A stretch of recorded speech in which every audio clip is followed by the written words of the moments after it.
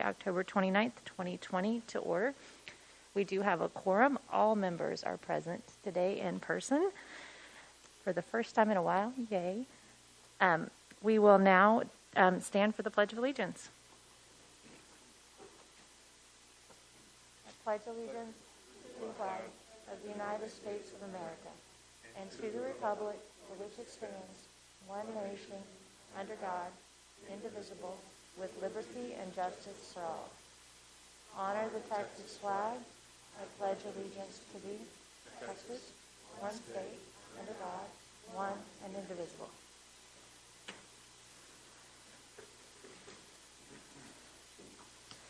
All right. At each board meeting, the board will set aside time to afford the general public an opportunity to speak on items on the agenda. Concerns or complaints regarding specific individuals should not be raised in public forum. They should be considered separately according to applicable board policies. The board requests that comments, whether positive or negative, be courteous and respectful. I would like to remind the audience and the viewers that the comments of the speakers reflect their own positions or opinions. Each speaker will be given 3 minutes to address the board. Mr. Math will be the designated timekeeper. I believe he'll hold up the sign, but he will also give you a 30-second notice. 30-second notice. Our first speaker will be Scott Swindell.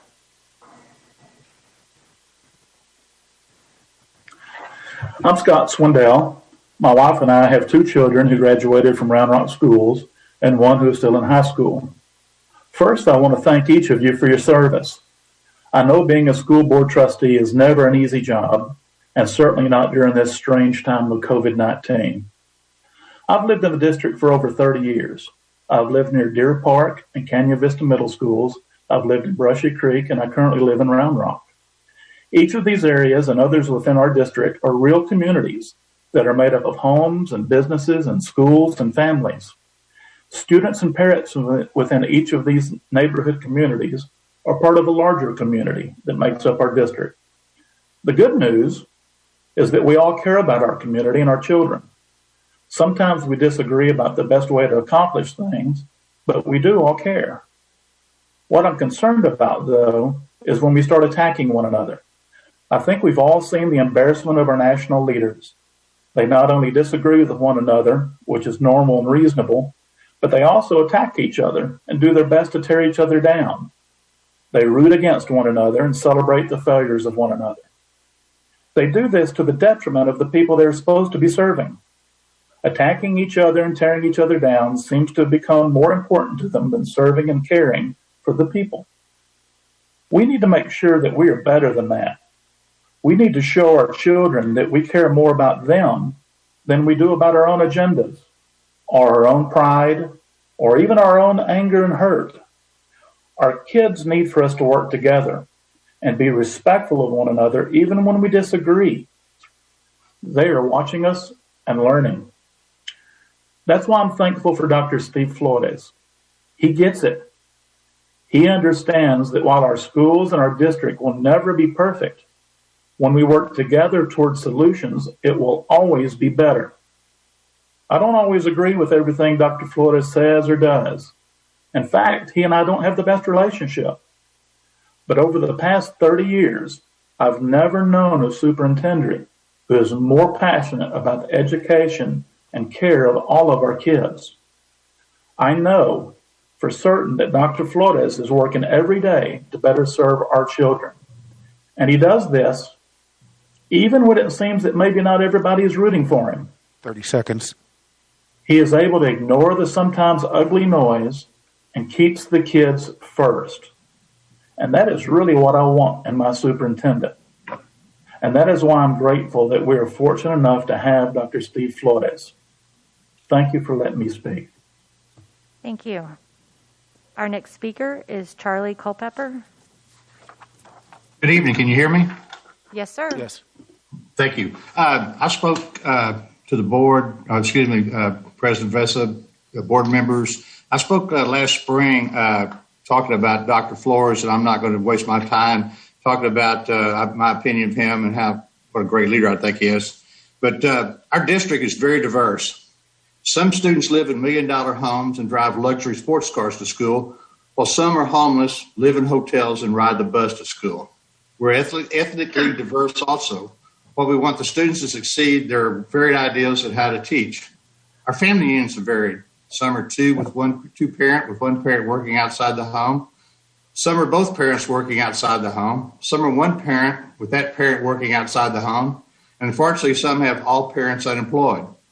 Some teachers are ready to return to the classroom, while some are worried about getting COVID or passing along to family members. And finally, some parents want all students in the district to succeed, while some only care about their own children. The reason I bring these points up is to point out the issues that Dr. Flores and his staff have to face daily.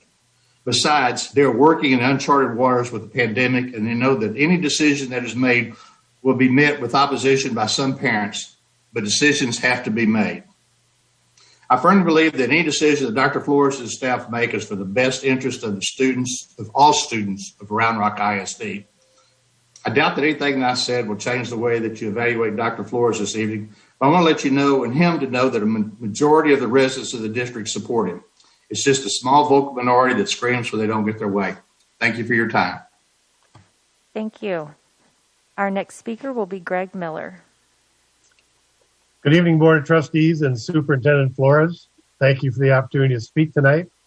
My name is Greg Miller. I'm a current board member and a former president of the Partners in Education Foundation. On behalf of the Partners in Education Foundation, I want to take this opportunity to share with you our appreciation for the partnership and leadership that Dr. Flores has shown at the foundation as one of our active and focused members. As you know, over the past 35 years, the foundation's mission has been to support the district in raising funds, to provide classroom and district-wide grants, honor our Teachers of the Year, provide student scholarships for college or technical schools, and support district initiatives like STEMFest, Winterfest, and providing fees for SAT, ACT, test prep, and more. These are all programs that your tax dollars and my tax dollars do not support. Over the past 20 years, our volunteers have raised over $6.4 million in these efforts to provide the extra tools our students and teachers need to bring innovation to the classroom. But we could not have done this without strong district leadership.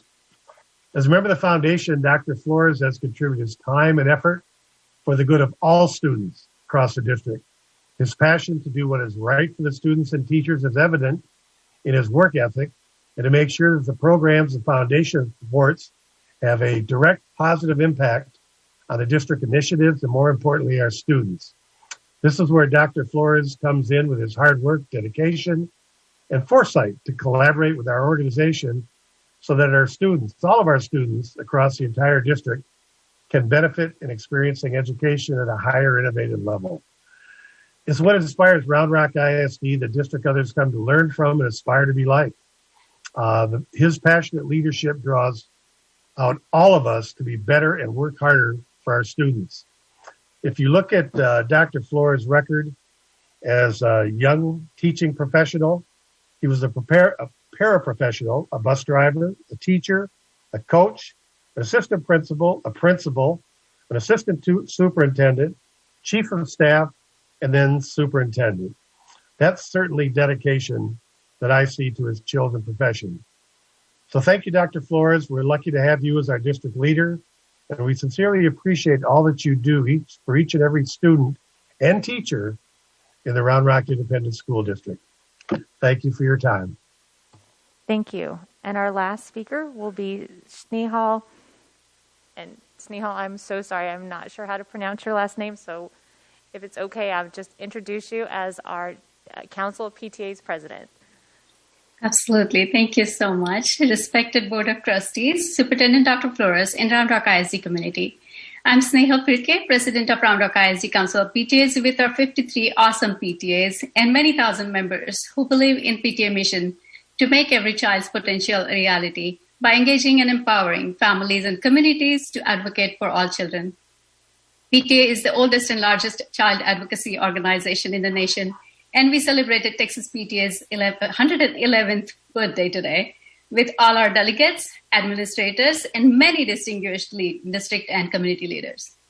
Texas PTA leads the state in advocacy efforts on behalf of our kids and public schools. with more than 2,300 PTAs and 500,000 members each year, the PTA voice is strong and definitely loud. Each year, Texas PTA recognizes the important role educators and administrators play in our students' lives. Our youth take on a great deal, but their success is a shared responsibility between family and educators. Out of hundreds of nominations they receive, Texas PTA selects just 5 outstanding educators. That includes only 1 superintendent. This year, that awesome honor came to Round Rock ISD as our superintendent, Dr. Steve Flores, was recognized as the Texas PTA Superintendent of the Year.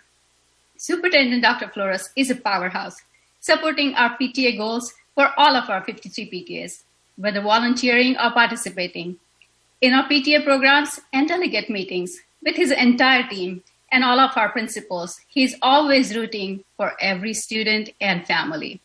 The PTA mantra, every child, one voice, is what he believes to his core and uses it every day as his basis of leadership. Texas PTA celebrated Dr. Flores and his prestigious achievement at their largest annual training event, Launch, on Friday, October 16th. We hope you will join us as we celebrate our Texas PTA Superintendent of the Year, Dr. Steve Flores. On behalf of Round Rock ISD Council of PTAs, I would like to thank the Board of Trustees for allowing this time to recognize Dr. Flores. Thank you. Thank you, Snehal. And that is all of our speakers. So now we will move to item D, closed session. Pursuant to Texas Government Code 551.074, the board will meet to discuss the summative evaluation of the superintendent. I'm going to say I move that the board end the use of the superintendent evaluation tool currently managed through the SurveyMonkey.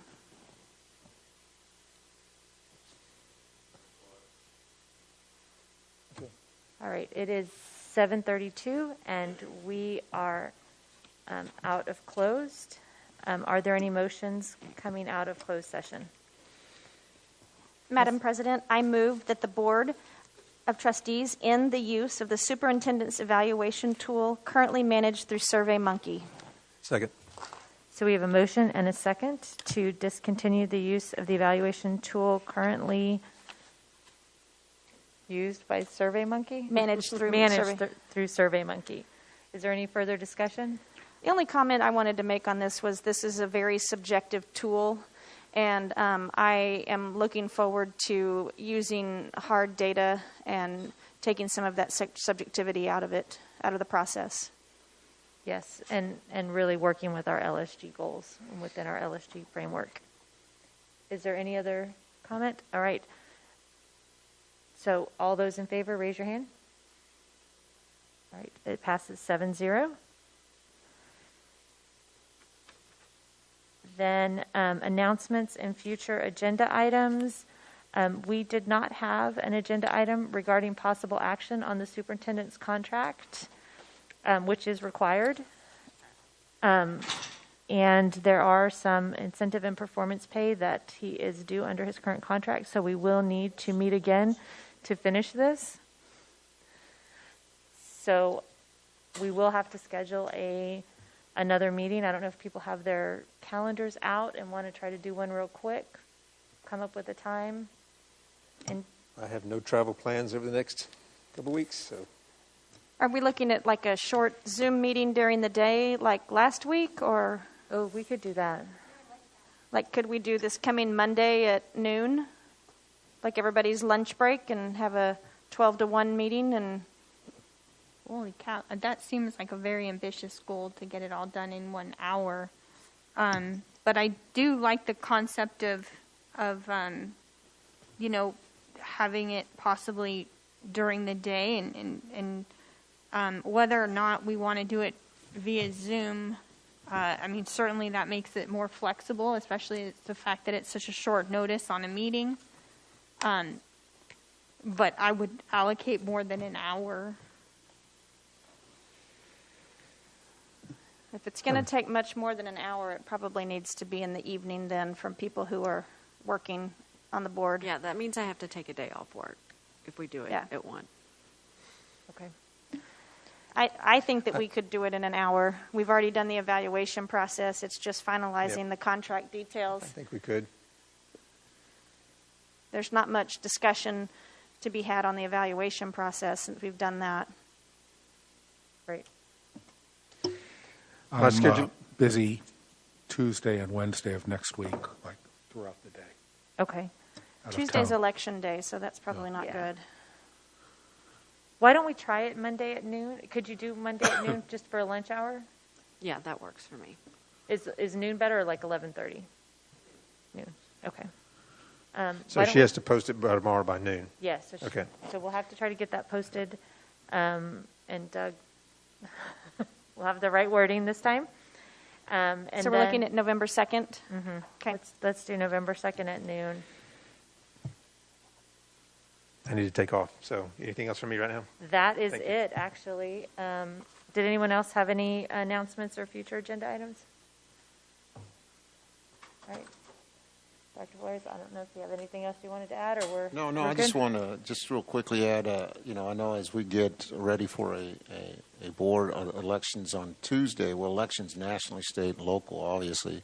So as we transition, I want to thank the board that's outgoing, the members that are outgoing, for terrific feedback this evening. I think that, and as we move forward, well, it becomes more specific with our Lone Star governance model. So, again, thank you, Madam President, and thank you for allowing me to serve.